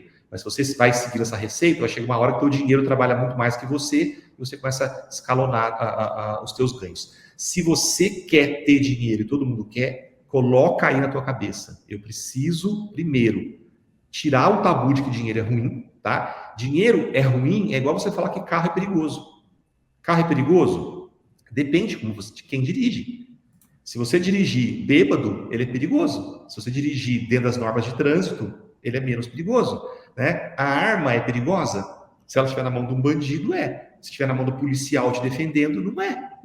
Dinheiro é algo ruim? Depende do que você vai fazer com ele. Você pode pegar esse dinheiro e usar para comprar um curso para você poder aprender. Você pode pegar esse dinheiro para comprar um alimento para dar para uma pessoa que não tem. Ou você pode pegar esse dinheiro e comprar droga. Então não é o dinheiro que é ruim, é o que você faz com ele que vai determinar se ele é bom ou se ele é ruim. Então você precisa tirar esse estigma da tua cabeça e entender que a tua profissão que você escolheu de fisioterapia é o meio para produzir a sua riqueza e a sua liberdade financeira. Não tem outro caminho, João, não tem outro caminho. Sabe que esses dias, na escola dos meus filhos, hoje eles têm uma disciplina que é educação financeira. E daí eles chegaram, né, os dois mais velhos, falando, hoje a gente aprendeu a regra dos 4 Gs, que é, deixa eu ver se eu lembro, né, ganhar, gastar, guardar e gerir. Né? Eu falei, olha, então já comecem a colocar em prática isso, né? E eu acho que, eu concordo muito com o que o André falou, eu acho que é um problema do brasileiro, sim, mas eu acho que ele é reforçado na área da saúde em geral, né?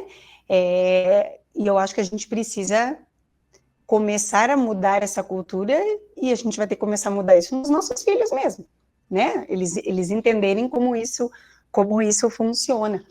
Mas puxando um pouco o gancho ali para a área da saúde, eu às vezes tenho a impressão, eu não sei o que vocês acham, que tem um pouquinho a ver com o fato do SUS existir, né, aqui no Brasil, da gente ter o Sistema Único de Saúde, onde erroneamente as pessoas acham que são atendidos de graça, porque na verdade não é de graça, né?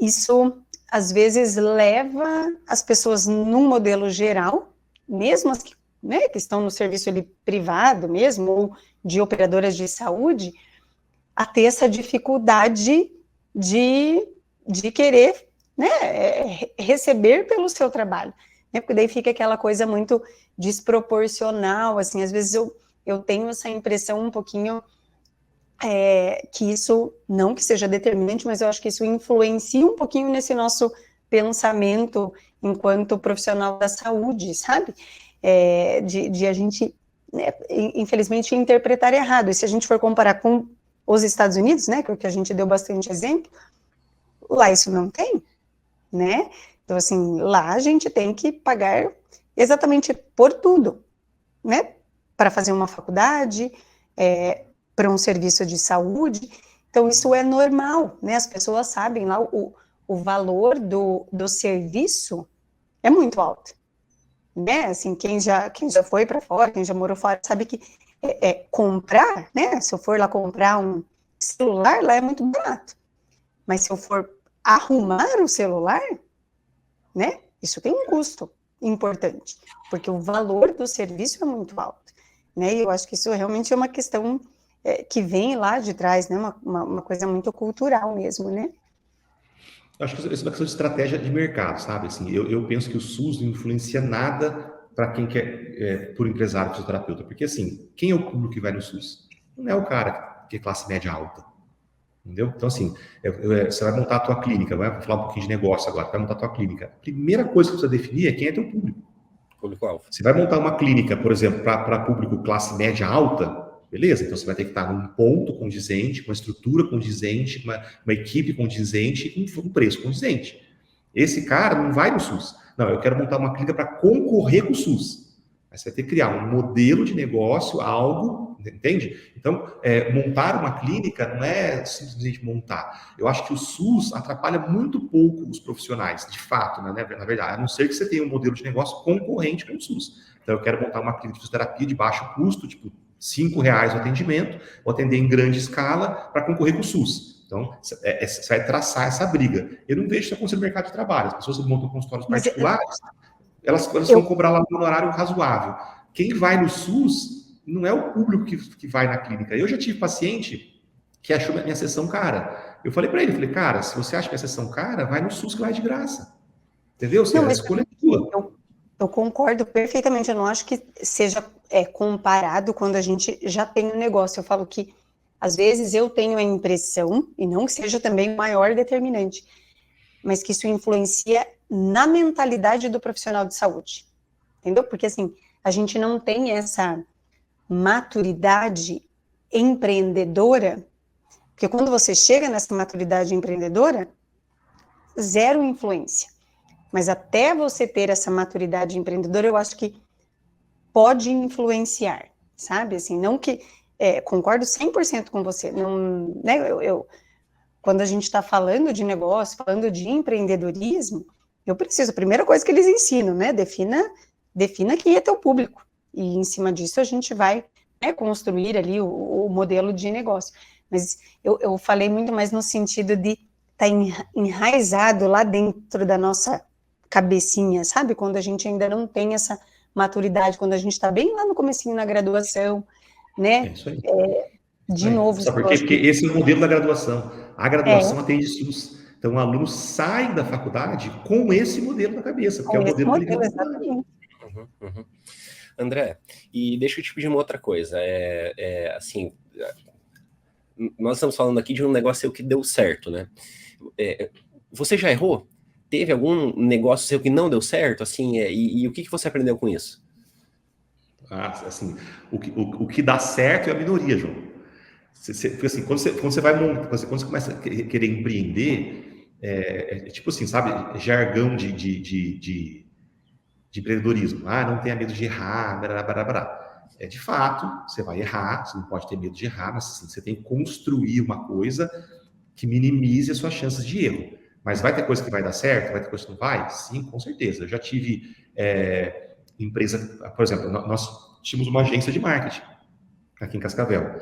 Ela ficou funcionando durante 2 meses. Nós fechamos essa agência de marketing. A gente entendeu o quê? Ela gerava uma despesa, gerava um lucro pequeno, uma demanda grande de atenção, a gente entendeu que isso não foi para frente. A gente fechou, né, sem problema nenhum. Né? Nós tentamos modelos de negócio que não deram certo, a gente mudou. Então, assim, várias coisas que eu já fiz deram errado. Por exemplo, cursos que eu lancei que não venderam, estratégias que eu fiz para clínica que não funcionaram, né? Não só empresas que não deram certo, mas assim, várias estratégias que você faz, várias coisas que você tenta fazer para mudar que não funcionam. Ótimo, vou para a próxima, né? Aprendi com aquilo, vou para a próxima. Agora, o que não pode é só ficar dando errado. Né? Então, assim, né? A segunda vez tem que ser um pouco melhor, a terceira vez já tem que ser um pouco melhor. Então, o errar, o não funcionar é comum, mas precisa entender assim, eu falo assim, não existe certo e errado. Existe deu certo ou deu errado. Porque às vezes você faz uma coisa que deu certo para você, o teu amigo fez a mesma coisa e deu errado para ele. Tudo bem. Então você tem que olhar sempre o resultado. Eu fiz uma coisa. Qual foi o resultado disso? Foi bom? Então ela deu certo. Vamos aprimorar. A energia sua tem que ser muito mais focada naquilo que deu certo para que aquilo melhore do que naquilo que deu errado para que aquilo passe a dar certo. Porque senão você passa a sua vida inteira tentando consertar as coisas e aí aquela coisinha que está dando certo, você não está olhando para ela, para fazer ela deslanchar e voar. Né? Mas, assim, cara, muitas coisas, estratégias que eu fiz deram errado. Legal. André, e para a gente fechar, em termos de, assim, ó, em ranking mesmo, né, assim, não sei se existe alguma outra franquia de fisioterapia que seja maior, como que vocês estão posicionados, assim, e assim, para você fechar com alguns números a mais aqui para a gente saber, você já adiantou alguma coisa antes, né? Vocês já tiraram de cirurgia inúmeros pacientes e que isso, obviamente, né, leva a ser tantos milhões de reais de economias para o SUS ali, mas são sempre assim, fazendo o caminho inverso agora, assim, apesar de ter economizado dinheiro para o SUS, você tirou um cara da cirurgia, ele mantém funcionalidade, ele tá vivo, porque cirurgia também tem risco, né? Então, assim, e é o tal do negócio que não tem preço que pague, né? Então, fala um pouquinho desses números aí pra gente. Então, hoje, João, a gente é a maior do mundo, franquia de fisioterapia especializada no tratamento de coluna, a gente é a maior do mundo hoje. Legal. A gente, uma coisa que a gente ficou bem feliz, sabe? Quando a gente entra numa cidade, quando a doutora Ernia entra numa cidade, no primeiro ano de existência dela, ela já reduz 30% do número de cirurgias na cidade. Então, a gente já consegue mexer no mercado de cirurgia já. Hoje, nós estamos beirando aí os 90 mil pacientes tratados na rede ao longo desses 11 anos que a gente está com a franquia. São mais de 2 milhões de procedimentos realizados. A gente é a maior do mundo hoje, a gente já economizou de cirurgias mais de 2 bilhões de reais em cirurgias. São aí 80 mil vidas que não foram para a cirurgia, com funcionalidade, enfim, tudo isso que você comentou. A nossa rede hoje, ela tem um faturamento anual de aproximadamente 120 milhões de reais. É uma rede de fisioterapia, para quem fala que fisioterapia não dá para ganhar dinheiro, a nossa rede fatura hoje 120 milhões de reais por ano, e começando a operação nos Estados Unidos, começando a operação em Portugal, começando a operação no Chile, começando a operação no Paraguai, e mantendo a operação no Brasil. Então, a gente está crescendo bastante, levando de Cascavel, do Paraná e do Brasil uma metodologia conservadora, eficiente. O maior estudo, João, de coluna que já existiu de tratamento conservador, ele continha um pouco mais de 120 pacientes. E mostrava que 84% dos pacientes melhoravam com o tratamento conservador e não precisavam fazer fisioterapia. Esse ano, no começo desse ano, nós publicamos, tá? Então, a nossa metodologia, ela é publicada, cientificamente reconhecida, nós publicamos uma metodologia, publicamos o nosso método com 24 mil pacientes tratados. Na época, com esses 24 mil pacientes tratados, a gente consegue um índice de reabilitação completa em 95,7% dos pacientes. Então, 10% a mais do que a pesquisa anterior americana. Nós temos o maior N do planeta de estudo científico com paciente tratado com hernia discal. Hoje são mais de 80 mil pacientes tratados com essa metodologia. Então, é do Brasil, é da fisioterapia brasileira, é o fisioterapeuta brasileiro mostrando que a fisioterapia hoje é a melhor solução para pacientes com problemas de coluna. Existem os casos cirúrgicos, mas os casos cirúrgicos devem ser operados. Eles correspondem a 3% do universo dos pacientes com hernia de disco.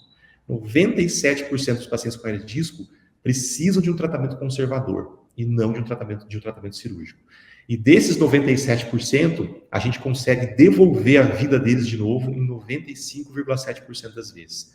Método publicado em revista Qualis A. Então, a gente está assim, calçado cientificamente, a gente está calçado do ponto de vista de equipe, de estrutura, a gente está calçado do ponto de vista de resultado.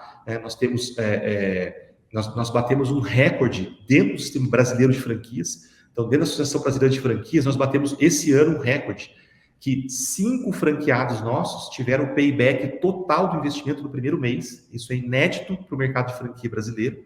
Nós tivemos isso acontecendo 5 vezes esse ano, então nós temos um modelo de franquia consolidado, altamente lucrativo, resiliente, enquanto todo mundo, ou grande parte do mercado de franquias quebrou na pandemia, nós crescemos, multiplicamos por 4 vezes na pandemia. Então, um mercado resiliente que funciona. E o mais legal de tudo isso, João, é que foi criado por 2 fisioterapeutas brasileiros, empreendedores, que não tiveram medo de errar, que erraram muitas vezes, mas que não desistiram, que foram para cima.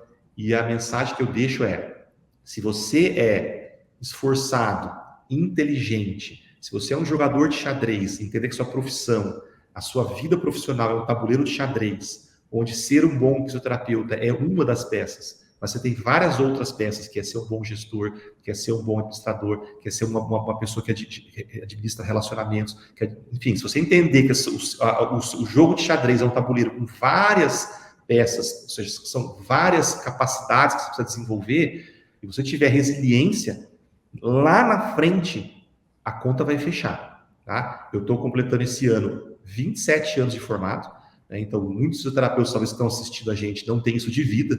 Então, você precisa entender que o sucesso é uma construção, e essa construção é ao longo da sua vida, é ao longo da sua jornada. Ninguém vai ficar muito rico em um ano, ninguém vai construir um império em 5 anos. Você precisa construir isso. Eu li um livro que falou assim, que quando você aprende a fazer a coisa da maneira certa, quando você coloca as coisas para funcionar, você precisa ter a paciência dos 10 primeiros anos. Nos 10 primeiros anos é onde você vai se maturar, é onde você vai aprender, é onde você vai dourar a pílula, é onde o negócio começa, tá? E a partir desses 10 anos é que, de fato, essa construção, você começa a colher os frutos. Então, cara, é 10 anos plantando para começar a colher. Então, faz as coisas certas, sabe? Começa direito, move o teu tabuleiro de xadrez, entende o que você precisa aprender, além de ser fisioterapeuta, aprende, tenha alguém para... Fala assim, cara, ter um mentor é algo espetacular, e eu tive vários, cara. Por exemplo, Ayrton Senna foi um grande mentor que eu tive. Fala, André, você conheceu o Ayrton Senna? Não conheci, cara, mas eu li a biografia dele. Então, eu tenho várias cabeças que eu nunca vi, mas que foram meus mentores, porque eu li a biografia desses caras, entendi como esses caras pensavam. O Phil Knight, que é o dono da Nike, a biografia dele é espetacular, cara. Como é que esse cara pensou, como é que esse cara construiu isso, todos os tombos que ele levou, como é que ele saiu disso. Então, você hoje, através da internet, dos livros, você consegue saber como os grandes pensam. Vai ler, cara, vai entender como é que esse cara pensa, pra você ver quanto esse cara é diferente de você. O melhor amigo, cara, de um empreendedor de sucesso chama livro. Chama livro, cara. Você precisa ler, você precisa pegar o que esses caras pensam, você precisa entender, estudar, ler, vai construir teu futuro. A página de hoje está escrita, cara, a de amanhã não está. Então, você vai escrever ela a cada dia, você escolhe o que você vai escrever. Tem gente que prefere assistir Big Brother, tem gente que prefere estudar, tem gente que prefere... E por aí vai. Legal, André, eu acho que você falou algumas coisas, até anotei aqui, que eu acho que são, né, para quem está ouvindo, reforçar isso e pensar isso muitas vezes, né? Eu acho que a técnica, claro que ela é importante, a gente, parece clichê, mas é verdade, a gente passa a vida estudando, né? Assim, não tem como parar. Mas eu, né, quem me conhece um pouquinho mais sabe que eu sou devoradora de livros, e eu acho que esse é o caminho para a gente sempre estar aprendendo e trabalhando a mente e aprendendo com, né, pessoas, né, se não os melhores, com pessoas muito boas naquele segmento.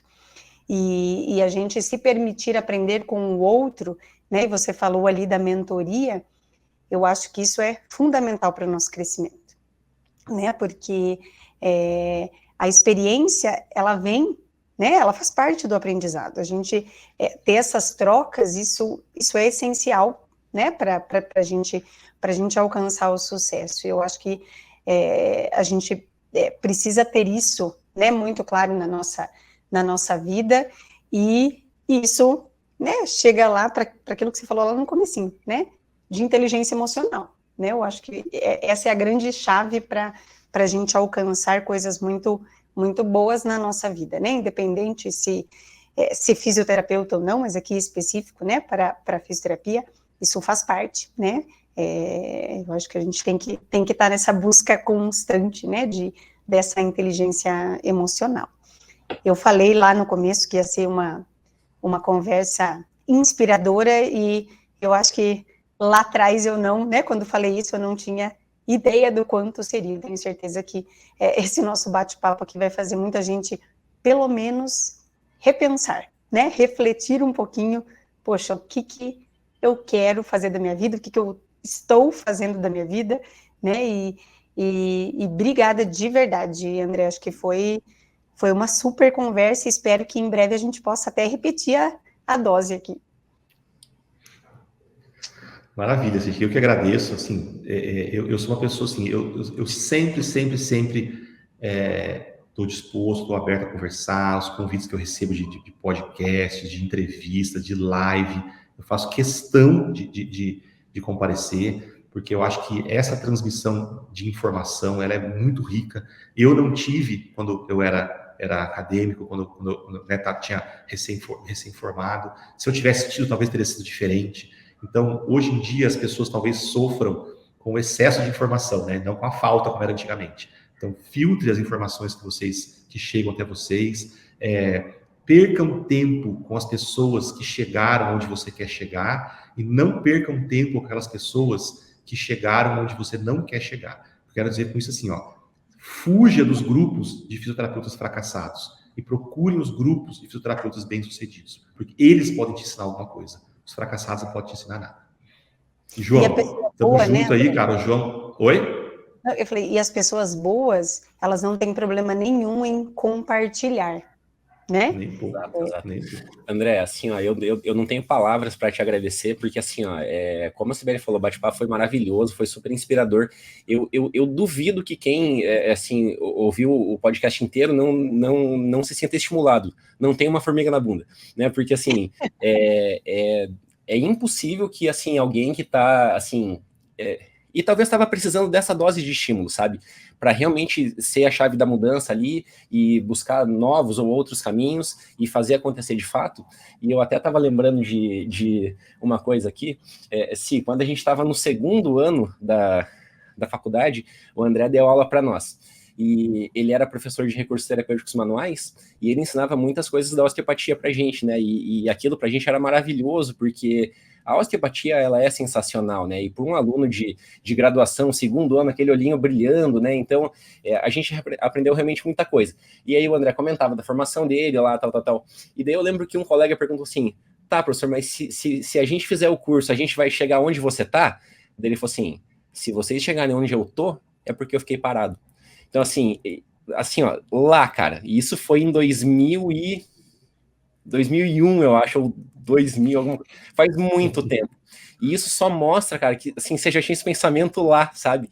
De nunca, de fato, ficar parado, e não é à toa que você tá onde você tá. Então, assim, ó, eu tenho um baita orgulho de assim, que as nossas trajetórias, elas já se cruzaram, então cruzando de novo, é muito bom ver tudo que você construiu. Parabéns para você e para o Laudelino. A gente não falou o nome do Laudelino, né, que é o teu sócio ali no Dr. Ernie. Parabéns para ele também. Mande um grande abraço aí, mas eu acho que assim, vocês construíram juntos, obviamente você teve uma participação super relevante nisso, e te parabenizo, assim, por representar tão bem a fisioterapia brasileira, que é o que você falou. Foi graças à tua formação em fisioterapia que você conseguiu construir tudo que você tem hoje, né? Então, sempre é possível fazer. Muito obrigado, André. E quem quiser te encontrar... Vamos usar um desafio. Você acha que acaba o podcast assim e acabou? Não. Desafio. Ó, daí agora eu vou desafiar vocês dois e vamos ver se vão aceitar ou não. O próximo podcast que a gente for fazer junto, aí no Fisioverso, vai ter que ser presencial nós três. Aí vocês se viram, acham o lugar, a gente combina antes e vai, sabe por quê? Porque podcast bom é aquele que a gente faz tomando uma cervejinha, entendeu? Isso aí. Um negocinho, daí vira bate-papo de bar. Aí pode 3-4 horas de podcast. Que delícia. Eu espero realmente que a gente consiga muitíssimo em breve fazer isso. Ô, João, antes da gente terminar, sabe o que eu não sei se você consegue pensar, ou se não lembrar agora de cabeça, talvez a gente deixar depois no ar ali, né, colocar para os ouvintes. Um livro, André, que você acha, assim, que vale muito a pena para essas pessoas que querem dar essa virada de chave na vida. Você tem alguma dica de algum livro para as pessoas que estão ouvindo a gente? Que foi o livro, assim, o conhecimento do lado da inteligência emocional me ajudou muito, mas o livro que virou minha chave é um livro que chama Pai Rico, Pai Pobre. Robert Kiyosaki. Esse livro ele é sensacional. E o André falou aqui de uma coisa que o livro retrata, que assim, a pessoa que ganha dinheiro, que a gente falou aquele negócio do ganhar dinheiro, fazer dinheiro, né? E que ela, assim, fica só patinando e não vai para frente, que o livro fala sobre isso, que é da corrida dos ratos, né? Então, assim, esse livro é sensacional mesmo. Eu vou recomendar um outro nessa mesma linha, tá, Si? Que fala sobre finanças, mas fala muito mais sobre comportamento, que chama Psicologia Financeira, do Morgan Housel. Muito bom esse livro também. Então, assim, eu acho que... mas eu acho que, assim, para entender essa questão das finanças, de comportamento financeiro, todo mundo tem que ler Pai Rico, Pai Pobre primeiro. Só que eu vou fazer uma ressalva aqui, que é uma opinião minha também. Esse é o único livro bom do Robert Kiyosaki. Depois ele começou a entrar em coisa de fazer previsão financeira, que o mundo vai quebrar e que vai ter bolha disso e daquilo. Eu acho que ele se perdeu um pouquinho depois disso, mas esse livro dele, que é um dos primeiros que ele lançou, é realmente muito bom.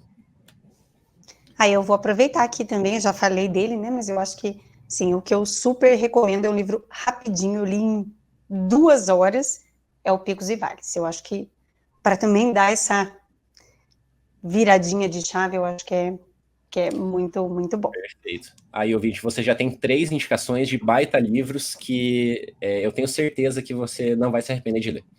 André, quem quiser te encontrar aí nas redes, site, Instagram, como que te encontra? O Instagram é o DR, né? André Pegas. Semana passada, João, eu tinha uma empresa que fazia venda de cursos online, enfim. Meu Instagram era uma ferramenta de vendas, né?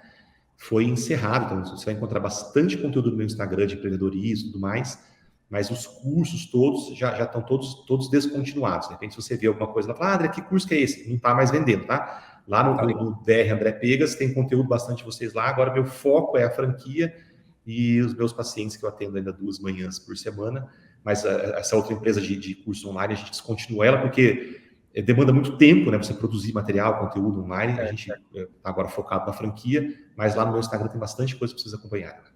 Beleza, a gente vai deixar aqui na descrição do vídeo também esses endereços aí, né, para que o público possa encontrar. Cibele, quem quiser te encontrar, te acha aonde? Então, também na minha página do Instagram, né, no @CibeleMeloQuinaut. Então, né, quem tem interesse em fisioterapia neurofuncional, que é o meu foco, a parte de neuromodulação, que é o que eu trabalho bastante também, integração sensorial, me procura lá. Ok, pessoal, quem quiser me encontrar... Ok, quem quiser me encontrar, @investidordoutor, lá você vai ter bastante dicas sobre finanças, comportamento e voltado para profissionais da saúde, tá? André, muito obrigado. O próximo podcast, então, vai ser presencial. Assim que possível, a gente marca. E foi um prazer tê-lo aqui no Fisioverso. Um abraço, pessoal. Até. Vamos fazer a nossa despedida aí, pessoal. Vamos lá fazer o nosso fechamento? Vamos. Vamos lá. 3, 2, 1. Um abraço, pessoal, e até o próximo episódio. Tchau, tchau.